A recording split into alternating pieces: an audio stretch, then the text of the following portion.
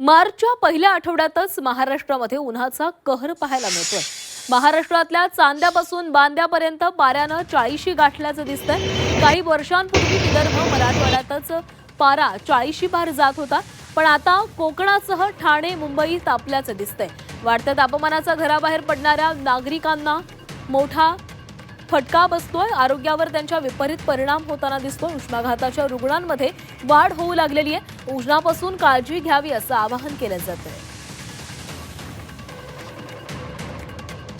अकोल्यामध्ये 40 अंश सेल्सिअस, अमरावतीमध्ये देखील 40 आणि वर्ध्यामध्ये देखील 40 अंश सेल्सिअस तापमानाची नोंद झाली आहे। नागपूरमध्ये 38, पुण्यामध्ये 38 आणि मुंबईमध्ये देखील 38 अंश सेल्सिअस तापमान नोंदवलं गेलंय।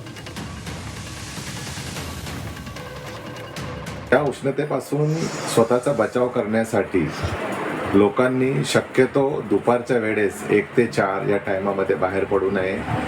बाहेर पडताना डोक्यावर शक्यतो पांढऱ्या रंगाचा कपडा याचा आवरण करावा।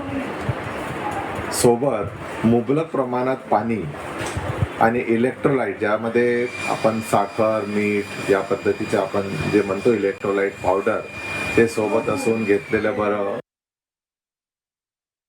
गेल्या 100 वर्षानंतर आज तापमान जे आहे आपल्या विदर्भातलं विशेषतः आणि संपूर्ण भारतातलं पण वाढलेलं आहे। म्हणजे जानेवारीच्या अगदी शेवटी तापमान वाढणं किंवा फरवरीच्या अगदी शेवटी तापमान वाढणं हे फार रेअर गोष्ट आपल्याकडे झालेली आहे। परंतु मार्चच्या शेवटी तापमान वाढत असते आपल्याकडचं। 2022 मध्ये आपल्याकडे मार्चच्या शेवटी तापमान वाढलं होतं, पण हे वर्ष असं ठरलं आहे की तापमान हे मार्चच्या सुरुवातीलाच तापमान वाढलेलं आहे।